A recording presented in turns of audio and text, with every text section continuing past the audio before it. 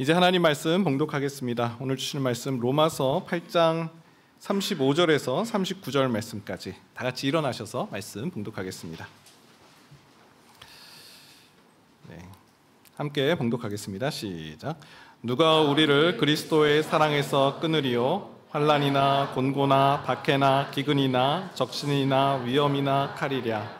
기록된 바 우리가 종일 주를 위하여 죽임을 당하게 되며 도살당할 양같이 여김을 받았나이다 함과 같으니라.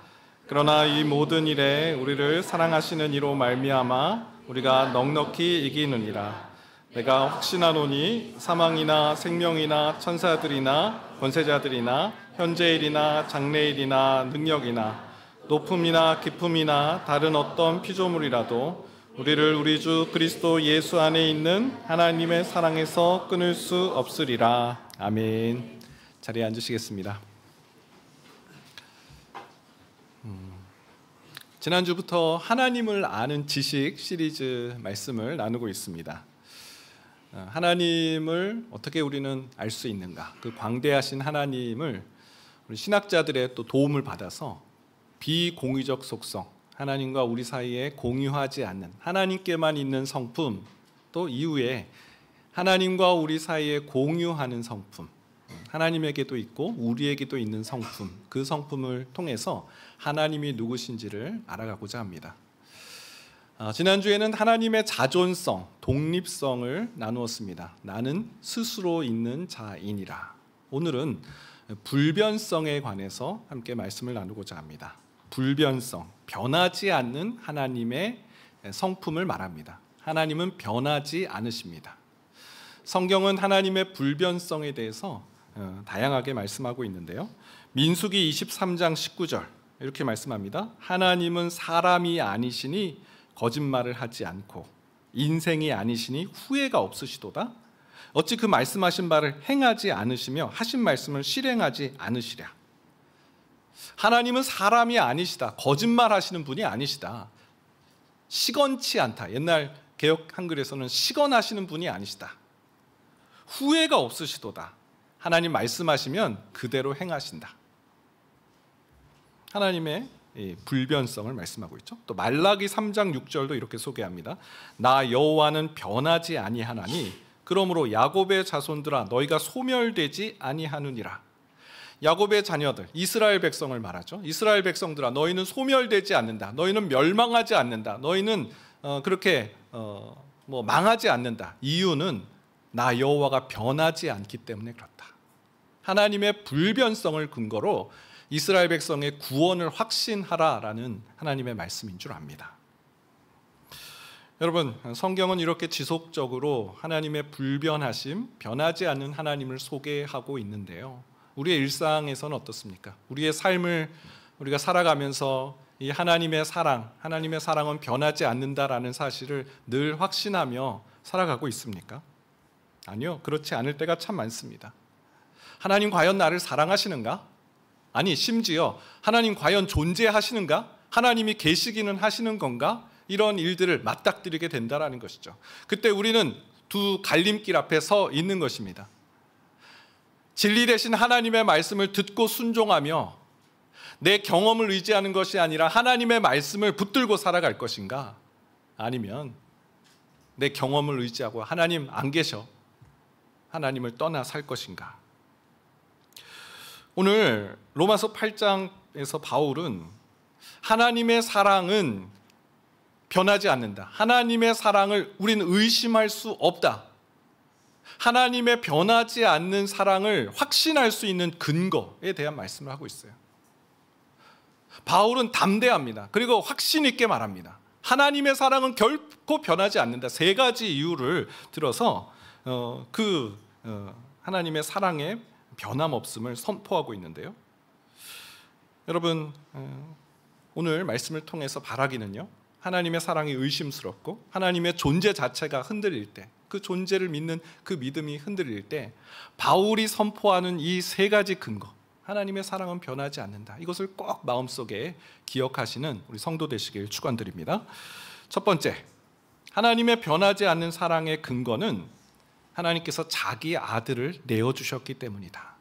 자기 아들을 내어주신 하나님이세요. 하나님께서 자기 아들을 내어주셨기 때문에 그 사랑은 결코 변할 수 없다라고 바울은 말하고 있는 거예요. 로마서 8장 32절 말씀에 보니까요, 자기 아들을 아끼지 아니하시고 우리 모든 사람을 위하여 내주시니가 어찌 그 아들과 함께 모든 것을 우리에게 주시지 아니하겠느냐. 여러분 본문을 잘 보세요. 하나님의 사랑이 변하지 않는 이유는 하나님께서 자기 아들을 아끼지 않고 우리 모든 사람에게 내어주셨기 때문에. 그래서 하나님께서 그 아들과 함께 우리에게 모든 것을 주실 수밖에 없기 때문에 주시지 않겠느냐? 당연히 주신다라는 말씀 아닙니까? 여러분, 예수님께서 십자가에 죽으신 이유를 한번 떠올려 봅시다. 로마 총독의 그 사형 집행이 떨어져서 예수님 십자가형을 당하셨어요. 예수님께서 로마의 그 총독보다 권위가 약하시고 힘이 약하셔서 그렇게 십자가에서 돌아가셨나요? 아니요. 겟세마네 동산에서 베드로에게 내가 지금 이 순간에도 12군단도 더 되는 천군 천사를 대동하지 못할 것 같으냐? 예수님 힘이 있으셨어요. 예수님 권세가 있으셨어요. 거기에는 로마 군사들 상대도 안 될 만큼 예수님은 하나님의 그 권능과 권세를 가지셨어요. 그때 예수님 하신 말씀, 그러나 이 일이 이루어지고자 하는 하나님의 뜻이 어떻게 이루어질 수 있겠느냐? 하나님의 뜻에 순종하시기 위해 십자가를 지신 거예요. 여러분, 성경은요, 하나님께서 예수님을 십자가에 내어주셨다라고 말씀하고 있어요. 이사야 53장 10절 말씀해 볼까요? 여호와께서 그에게 상함을 받게 하시기를 원하사 질고를 당하게 하셨은즉. 여호와께서, 하나님께서 예수님이 상함을 받기를 원하셨대요. 질고를 당하게 하셨다는 거예요. 질고가 무엇입니까? 죄를 지은 사람이 받는 형벌이 질고예요. 예수님께 그 질고를 겪게 하셨어요. 근데 예수님이 어떤 분이세요? 고린도후서 5장 21절, 하나님이 죄를 알지도 못하시는 이를 우리를 대신하여 죄로 삼으신 것은. 죄와 무관하신 분, 죄와 전혀 연관이 없으신 그 예수님을 죄로 삼으셨대요. 죄 덩어리로 만드셨대요. 모든 인류의 죄를 예수님께 다 부어버리신 거예요. 그게 십자가 아닙니까? 누가 그 일을 하셨어요? 하나님이 그 일을 하셨다는 거예요. 여러분, 그 십자가의 사건을 한번 우리 복기를 해봅시다. 떠올려 봅시다. 예수님이 십자가에 달리실 때 그 빌라도 법정에서 일어난 일들을 한번 떠올려 봅시다. 사람들이 예수님 조롱했어요. 멸시했어요. 심지어 주먹으로 예수님 머리를 꽝 때리면서 선지자여, 누가 때렸는지 알아맞혀봐, 이런 모욕을 주었어요. 예수님 십자가 달려 돌아가실 때 선지자여, 자기는 구원하였으면서 남은 구원하지 못하는구나, 십자가에서 내려오면 내가 당신을 믿겠다라고 그렇게 조롱합니다. 그 마지막 순간에 예수님이 성부 하나님께 기도하셨던 그 기도문을 떠올려 보세요. 나의 하나님, 나의 하나님, 어찌하여 나를 버리셨나이까? 여러분, 성부 하나님께서 이 모든 일을 보고 계신 거예요. 여러분, 우리의 자녀가, 우리의 그 친한 지인이 그런 일을 겪고 있다고 한번 생각해 보세요. 그거 참을 수 있습니까? 그런 모욕, 그런 수치, 아버지 어찌하여 나를 버리셨습니까? 그 마지막 절규와 통곡을 들으시는 그 하나님. 근데 하나님께서는 그때도 침묵하셨어요. 성경은 그 이유가 한 가지래요. 우리를 위해서요. 우리를 대신하셔서 우리 모든 사람을 위하여예요.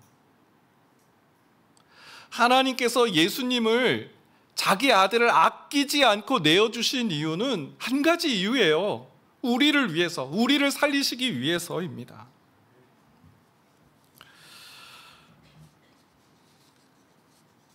바울은요, 그 사실을 근거로 하나님의 사랑은 변할 수 없다라고 말해요. 자신의 최고의 것을 내어주셨는데, 하나님께서 그 이상 우리에게 내어줄 수 없는 가장 최고의 예수 그리스도를 우리에게 내어주셨는데 어찌 하나님께서 우리에게 다른 것을 아낄 수 있겠는가? 하나님의 사랑이 어떻게 변할 수 있겠는가? 누군가에게 이미 큰 선물을 주었다면 그 사람에게 작은 것을 주면서 아까워하는 사람이 어디 있겠느냐? 자기 아들을 내어주셨는데 하나님께서 우리에게 무엇을 아끼시겠느냐? 그 사랑이 어떻게 변할 수 있겠는가라는 그 이야기입니다. 설교를 준비하면서요, 마태복음 18장 말씀에 그 주인에게 1만 달란트 탕감받은 그 종의 이야기가 떠올랐어요.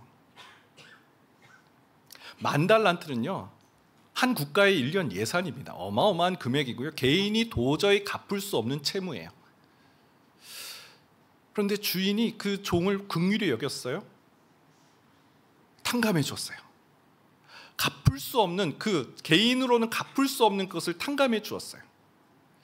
얼마나 좋은 일이에요. 근데 그 탕감을 받고 난 종이 동네에서 누구를 만나냐면 자기에게 100데나리온, 3개월치 봉급이에요. 그 빌린 자를 만나서 돈 갚으라고. 말미를 좀 주십시오. 지금 당장은 못 갚습니다. 소용없었어요. 당장에 그 사람을 감옥에 가두어 버린 일이 있었습니다. 여러분, 우리는 그 본문을 보통 용서에 관한 말씀으로 많이 보죠. 하나님께서 우리의 죄를, 그 큰 죄를 용서해 주셨으니 우리 다른 사람, 이웃이 나에게 짓는 그 죄에 대해서도 넉넉히 용서해 주어야 된다. 보통 그런 관점으로 그 성경 본문을 봅니다. 근데 오늘 본문 말씀을 이제 묵상하면서 그 본문이 떠올랐어요. 우리가 하나님께 1만 달란트를 탕감받았는데 하나님께 따지는 거예요. 왜 저에게 100데나리온 안 주십니까, 하나님? 하나님, 지금 제가 이렇게 힘든 거 그냥 어떻게 보고만 계셔요? 왜 안 주십니까? 그 의심, 하나님 신실하신가? 하나님 사랑은 변하지 않는가?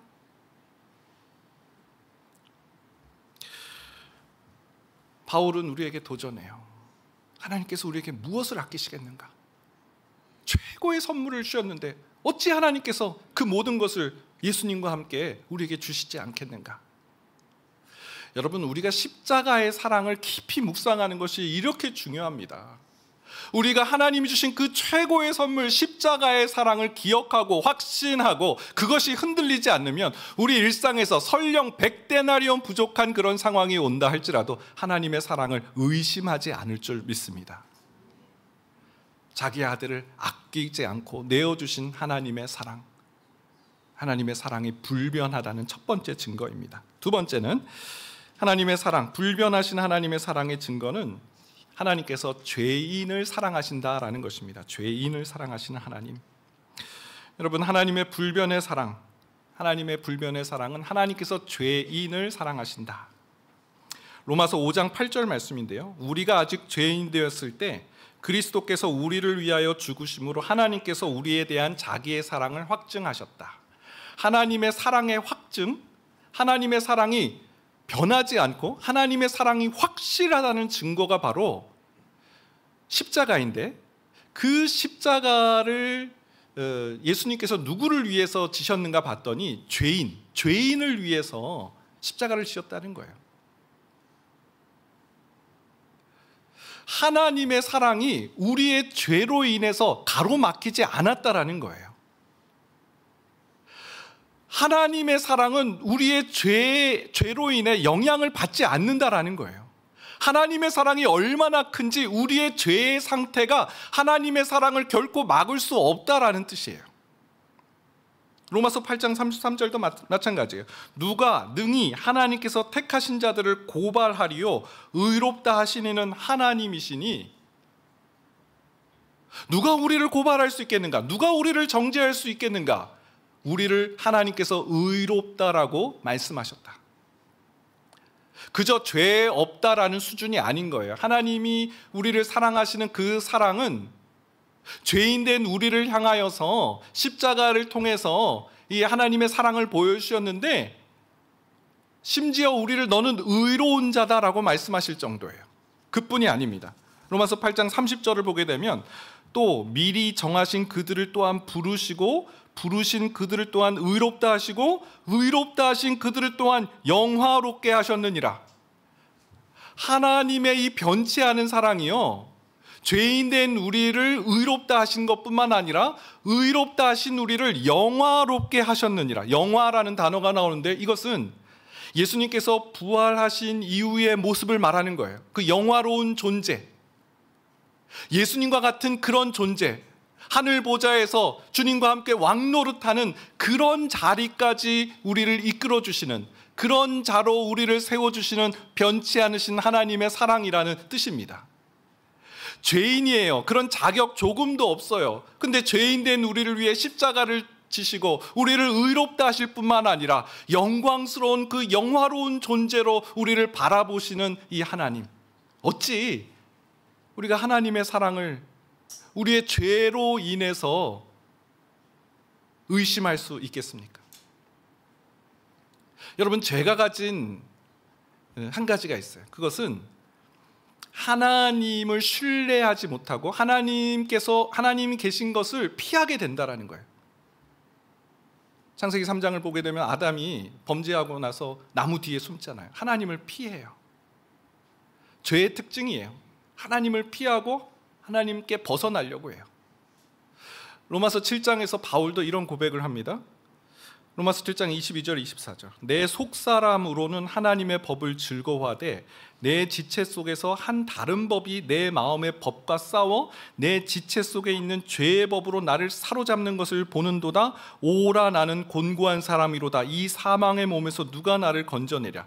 지금 내 속사람으로 하나님의 법을 사랑해요. 이 사람은 지금 로마서 7장에서 바울은 그리스도인입니다. 하나님의 사랑을 경험했어요. 하나님의 법을 즐거워하고 있는 사람이에요. 그런데 죄의 법이 들어와요.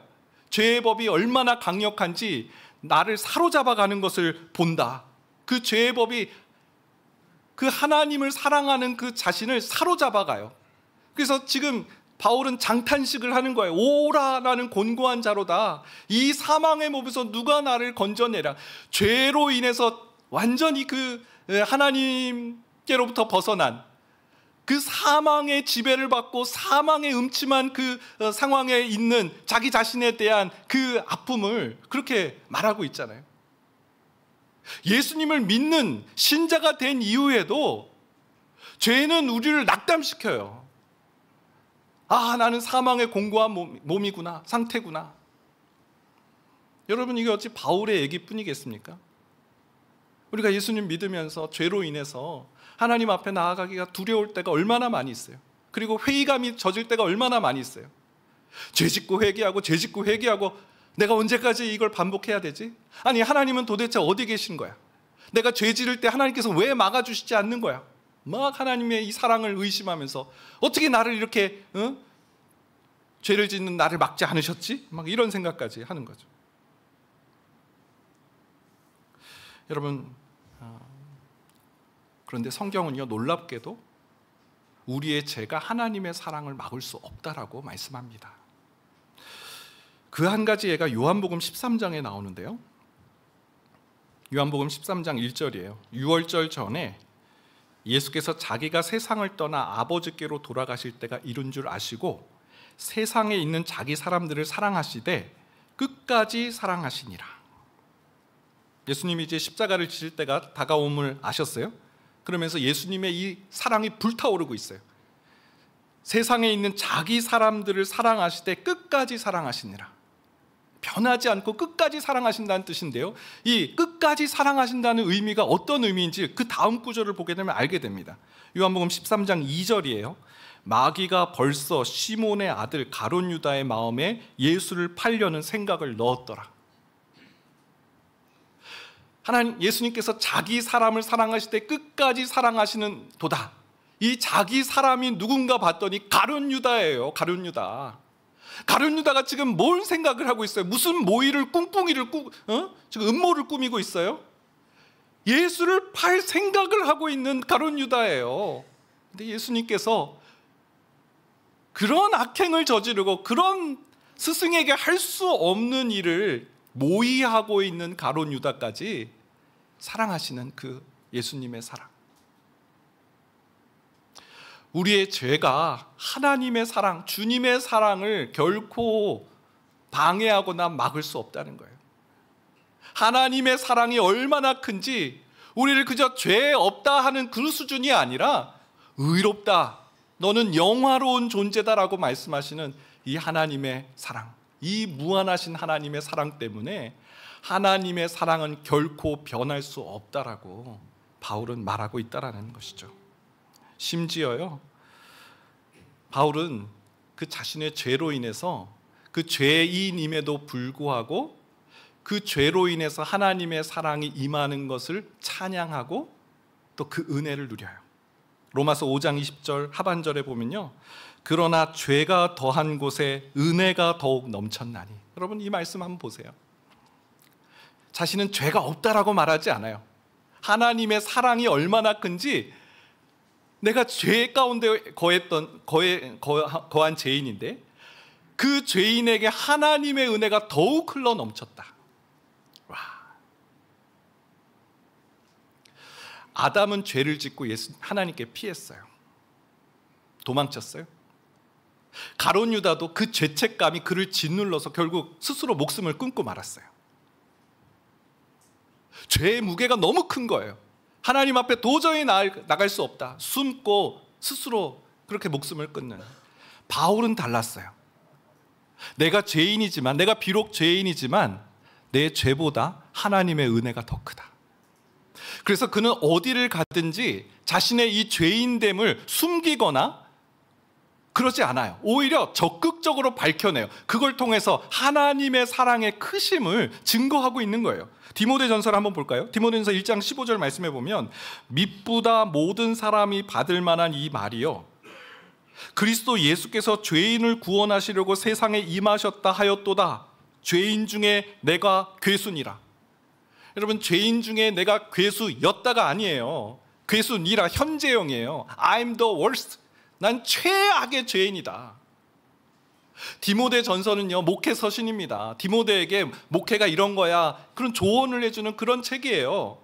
이제 대사도가 되었고 이제 제일 마지막에 끝에 쓰는 그런 서신서예요. 초신자일 때가 아닙니다.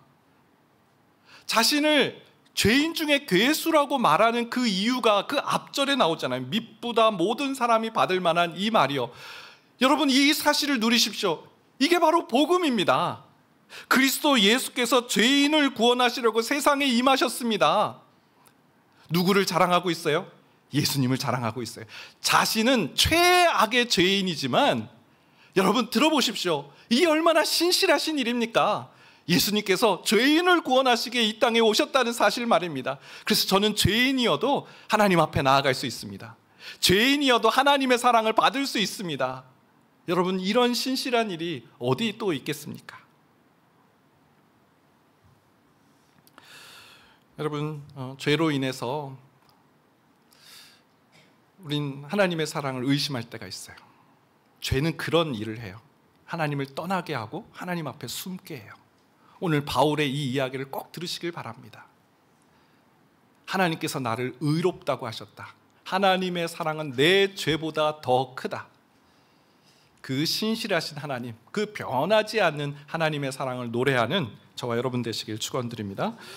마지막 세 번째는 어떤 고난도 이기게 하시는 하나님이에요. 하나님의 사랑은 변하지 않는다. 나의 고난보다 하나님의 사랑이 더 크기 때문에 그렇다. 어떤 고난도 이기게 하시는 하나님.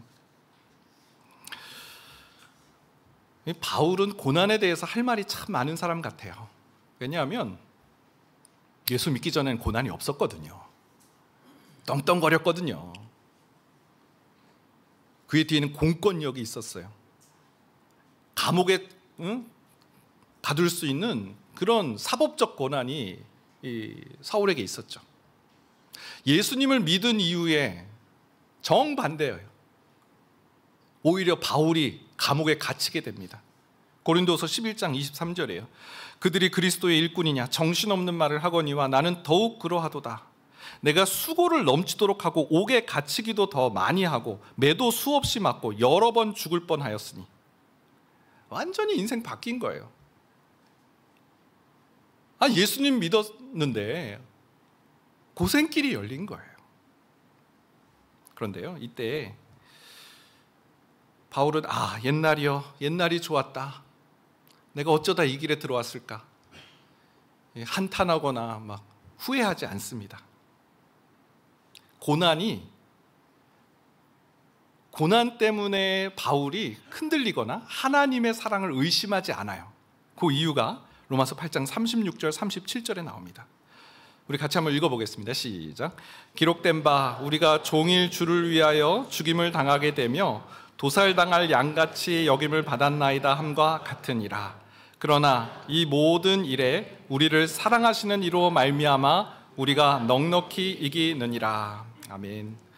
여러분 들어보세요. 우리가 종일 주를 위하여 죽임을 당하게 되며 도살당할 양같이 여김을 받았다. 얼마나 극심한 고통입니까? 극심한 환난입니까? 하루 종일 이 죽음 사이의 경계선에 왔다 갔다 하고 있는 그 바울이에요. 그 신자예요. 초대교회 성도들이. 그런데요. 그러나 이 모든 일에 이 모든 역경, 환난, 적신, 이 사망, 우리를 사랑하시는 이로 말미암아 우리가 넉넉히 이기느니라. 바울은요, 그 고난이 결코 하나님의 사랑을 끊을 수 없다라고 말해요. 우리를 사랑하시는 이로 말미암아 우리가 넉넉히 이긴다. 잘 들어보세요. 바울은 하나님을 믿는 사람에게 고난이 없다라고 말하지 않아요. 반대로 하나님의 사랑을 통해서 그 고난을 이긴다라고 말하고 있습니다. 요즘 저는 느헤미야서를 좀 통독하고 있습니다. 느헤미야 인생도 사소고생입니다. 사소고생. 그 인생 제가 4글자로 요약해 보면 사소고생이다. 그도 그럴 것이 페르시아의 왕이 술관원으로 있었어요. 바벨론을 무너뜨린 페르시아예요. 당시 최강대국. 그 중에 이 술관원으로 있었다는 건 왕의 최측근으로 있었다는 뜻 아닙니까? 심지어 이 왕이요, 느헤미야를 총애해요. 얼굴이 조금 이상하면 너 무슨 일 있니? 너 얼굴에 이렇게 수심이 가득하니? 이 애정을 가지고 이 신하를 대하고 있어요. 아니 더 원하는 게 뭐 있어요? 최고 권력자가 자신을 총애하는데 더 바랄 게 없는 그런 삶을 살아가는데, 고향 땅에 예루살렘 성벽이 회파되고 무너졌고 이스라엘 백성이 유리 방황하고 있다, 이 사마리아 귀족들에게 노략질을 당하고 있다는 소식을 들으니까 느헤미야가 어떻게 합니까? 왕에게 청해서 나를 그 땅에 총독으로 보내셔서 그 예루살렘 고향 땅을 재건할 수 있도록 도와달라고. 성경은 하나님께서 도우셔서 느헤미야가 이제 고향 땅에 가게 됩니다. 여러분, 고향에 있는 이스라엘 사람들이 막 도열을 하면서 잘 오셨습니다, 어떻게 그런 귀한 선택을 하셨습니까? 이랬을까요? 아닙니다. 느헤미야를 모함해요. 느헤미야, 당신 지금 무슨 일을 하려고 하는 거예요? 당신 지금 왕이 되려고 하는 거 아닌가요? 당신에 대한 악한 소문이 있습니다. 나쁜 소문이 있어요. 당신이 페르시아 왕을 배반하고 이곳에서 왕이 되려고 한다는 그런 소문이 돌고 있습니다. 이런 말로 모함을 해요. 이스라엘 사람들 중에 제사장은요, 지금 당신이 지금 공격을 받기, 지금 당신을 암살하려고 한 사람이 있어. 그러니 성전에 들어가서 잠시 몸을 좀 피합시다. 그래, 몸은 살아야 되지 않겠어? 그렇게 해서 막 성전 외소에 들어가게 해요. 느헤미야가 더 큰 죄, 느헤미야가 이제 죄에 빠지게 하는 그런 함정을 파는 거예요. 누가요? 동족이요, 이스라엘 사람들이 그 일을 하고 있어요. 제사장이란 사람들이. 느헤미야는 알았어요. 자신에게 시시각각 찾아오는 이 두려움, 이 고난의 정체는 나로 두렵게 해서 하나님의 역사를 중지하게 하려는 사단의 모략이라는 걸 알았어요. 느헤미야 6장 9절이에요. 이는 그들이 다 우리를 두렵게 하고자 하여 말하기를 그들의 손이 피곤하여 역사를 중지하고 이루지 못하리라 함이라. 이제 내 손을 힘있게 하옵소서 하였노라. 이는 그들이 다 우리를 두렵게 해서 우리의 손을 피곤하게 만들어서 역사, 성벽 재건을 중지하게 하려는 저들의 모략이다. 하나님, 내 손에 힘을 더하여 주옵소서. 하나님을 의지해요. 하나님, 내가 이렇게 헌신하면서 여기까지 왔는데 어떻게 이것을 수수방관하십니까? 그러지 않아요. 하나님, 저에게 힘을 주옵소서. 이기게 하여 주시옵소서. 그랬더니요, 느헤미야 6장 15절 16절이에요. 성벽 역사가 52일 만인 엘룰월 25일에 끝남에 우리의 모든 대적과 주위에 있는 이방 족속들이 이를 듣고 다 두려워하여 크게 낙담하였으니 그들이 우리 하나님께서 이 역사를 이루신 것을 알미니라. 저는 이 구절을 보면서 할렐루야를 외쳤어요. 처음에는 이들이 느헤미야를 두렵게 하려고 했어요. 낙담시키려고 했어요. 그랬더니 느헤미야가 거기서 넘어지지 않고 하나님을 의지하며 기도했더니 하나님의 역사가 52일 만에 성벽 재건이 일어나자마자 누가 두려워합니까? 이제 대적들이 두려워하는 거예요. 우리의 모든 대적과 주위에 있는 이방 족속들이 이를 듣고 다 두려워와 크게 낙담하였는데 그 이유가 하나님께서 이 일을 이루신 것을 알게 되었기 때문입니다. 하나님께서 이 하나님의 사람을 붙잡으시고 이기게 하신다라는 사실을 알게 되었다라는 것이죠. 여러분, 고난이 하나님의 사랑을 막을 수 없어요. 끊을 수 없어요. 고난은 오히려 하나님의 능력, 하나님이 이기게 하신 하나님이심을 드러내며 나타내는 통로가 될 줄 믿습니다. 오늘 말씀을 좀 마무리하면서 필립 얀시 목사님의 책 하나님 당신께 실망했습니다라는 이 책을 인용하면서 마무리를 하고자 합니다. 여러분, 책 제목이 하나님 당신께 실망했습니다예요. 이건 저자인 필립 얀시 목사님이 하나님께 실망한 내용이 아니라 이분은 목회 상담하시는 분인데 수많은 사람들이 이제 이 목사님을 찾아와서 하나님께 대한 실망을 털어놓는 거예요. 그 목회 상담에 관한 그 내용이 담겨져 있는 책인데 리처드라는 한 사람이 등장합니다. 휘튼 대학교, 기독교 대학이잖아요. 신학생이에요. 이 필립 얀시 목사님 찾아와서 첫 번째 하나님이 미워요. 저는 하나님이 어떻게 나한테 이러실 수 있죠? 아니, 이제는 하나님의 존재조차 믿을 수가 없어요. 사연을 들어보니까 이제 대학을 졸업하고 이제 취업이 돼서 거기 이제 들어가기로 했는데 고용주가 마음을 바꿔버린 거예요. 다 약속을 해놓고 다른 사람을 뽑은 거예요. 학자금, 융자 뭐 이런 것들이 이제 다 막혀버렸고 재정적인 큰 압박을 느끼게 된 거죠. 그런 일이 있자마자 약혼녀에게 이별 통보를 받습니다. 근데 이 약혼녀는 같이 크리스천 이 그룹 안에서 서로 만나서 서로를 위해 기도해주고 영적으로 이 리처드를 잘 이끌어줬던 멘토 같은 약혼녀였어요. 같이 미래를 꿈꾸면서 우리 이런 가정을 이뤄봅시다 손을 잡고 기도했던 그런 사람이 아무런 말도 없이 변심을 한 거죠. 너무 괴로워서 이렇게 시간을 어떻게 보낸지 모르는 그런 사이에 우울증까지 겹쳐서 교회 목사님을 찾아갔어요. 목사님, 제가 이런 일로 죽을 지경입니다. 왜 하나님께서 나에게 이렇게 하시죠? 근데 목사님이 이 리처드의 그 슬픔과 아픔을 충분히 공감하지 못하는 거예요. 형제의 고통은 다른 성도들에 비하면 크게 큰 게 아니야. 지금 다른 성도들은 더 큰 고통과 아픔을 겪고 있어. 여자친구 문제는 그 문제가 해결되면 하나님과의 관계도 해결될 거야. 그 냉담한 영적 지도자의 반응에 더 막 마음이 아픈 거죠. 리처드가 양당 간의 결단을 내려야 되겠다라고 선택한 방법은 4시간 기도였어요. 하나님, 지금부터 제가 4시간을 기도를 할 텐데 하나님, 제가 다른 거 바라지 않겠습니다. 왜 이렇게 하셨는지 설명 하지 않겠습니다. 하나님, 하나님이 계신지만 알려주십시오. 증거를 보여주시고 표적을 보여주십시오. 기회를 드리겠습니다. 4시간 기도를 했는데 아무 일도 일어나지 않았어요. 리처드가 한 행동은 뭐였냐면 자신의 책장에 신학 서적을 다 끌어내려서 바베큐 장비에 다 넣은 거예요. 그리고 불을 질러버렸어요. 얼마나 큰 불이 났는지 동네 사람이 소방서에 전화를 해가지고 소방관이 불을 꺼야 될 정도로 불태워버린 거예요. 하나님은 안 계시다.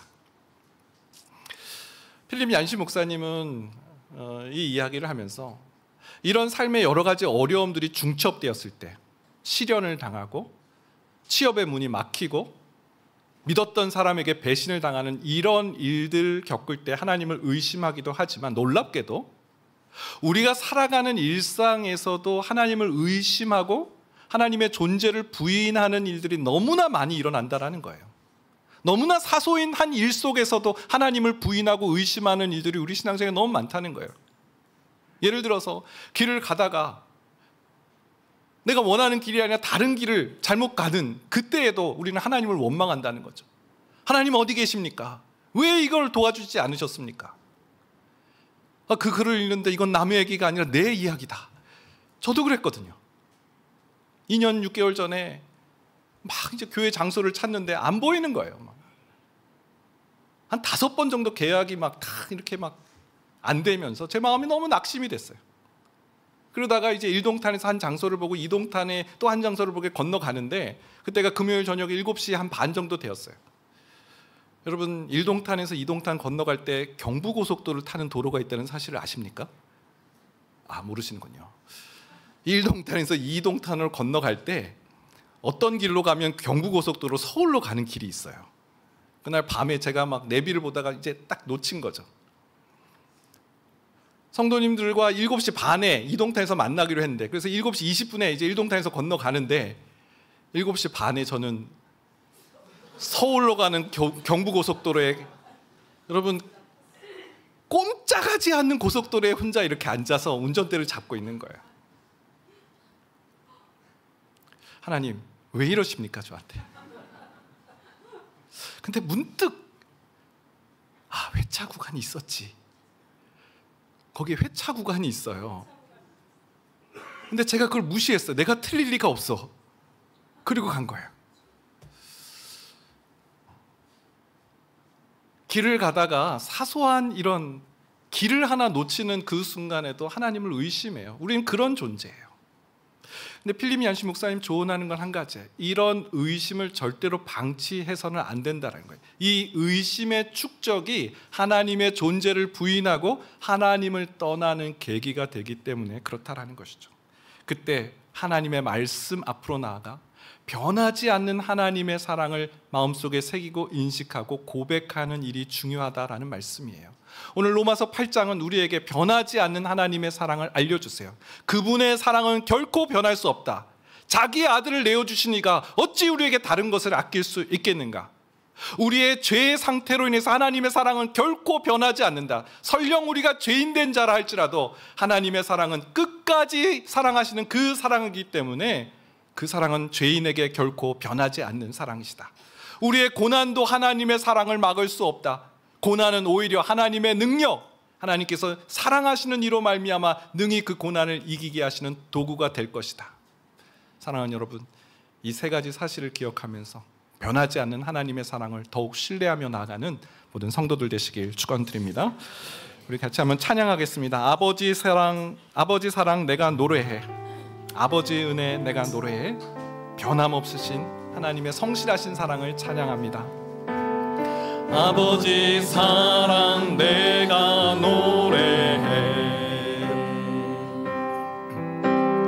아버지 은혜 내가 노래해. 그 사랑 변함없으신 거짓 없으신 성실하신 그 사랑, 상한 때 꺾지 않으시는, 꺼져가는 등불 끄지 않는 그 사랑, 변함없으신 거짓 없으신 성실하신 그 사랑,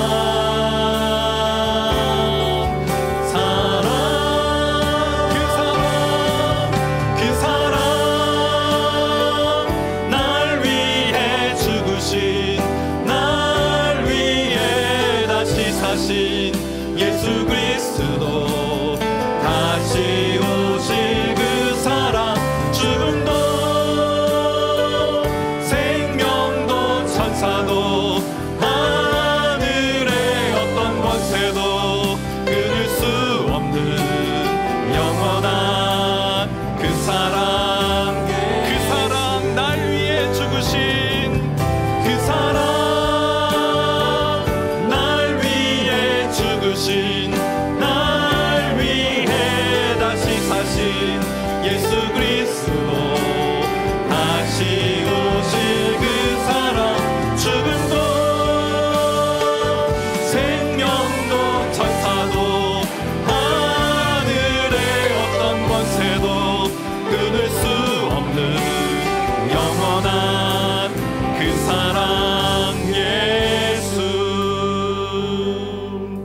하나님의 사랑은 변함이 없으시다. 하나님의 불변성, 오늘 우리에게 들려주신 하나님의 말씀이고 음성인 줄 믿습니다. 우리의 삶, 하나님 정말 하나님 지치고 또 참 어찌 이런 일이 있을 수 있는가라는 그런 현실을 통과할 때 하나님 그 갈림길 앞에서 진리 되신 하나님의 말씀을 떠올릴 수 있도록 도와주시옵소서. 하나님의 사랑은 결코 변하지 않는다. 자기 아들을 내어주시니가 어찌 우리에게 그 모든 것을 내어주시지 않겠는가. 우리 죄인 되었을 때 우리를 사랑하시고 우리를 위해 죽으셨다면 내가 설령 죄의 문제로 허덕이고 있고 하나님 앞에 온전치 못한 모습이라 할지라도 하나님의 사랑은 더 압도적인 사랑이시기에 우리를 의롭다 하시고 영화롭게 하신다. 나는 죄인 중에 괴수지만 하나님의 구원이 더욱 크시기에 나는 이를 찬양하며 나아가리라. 바울처럼 고백할 수 있는 우리가 되기를. 또 고난 앞에서 두려워하거나 무서워하거나 하나님 어떻게 이런 일을 내게 주실 수 있습니까? 한탄하는 것이 아니라 이 모든 일을 나를 사랑하시는 이로 말미암아 넉넉히 이기게 됨을 선포하며 나아가는, 담대하게 나아가는 우리 성도 되게 하여 주옵소서. 우리 기도 제목으로 주여 한번 해주시고 기도하며 나아가겠습니다. 주여,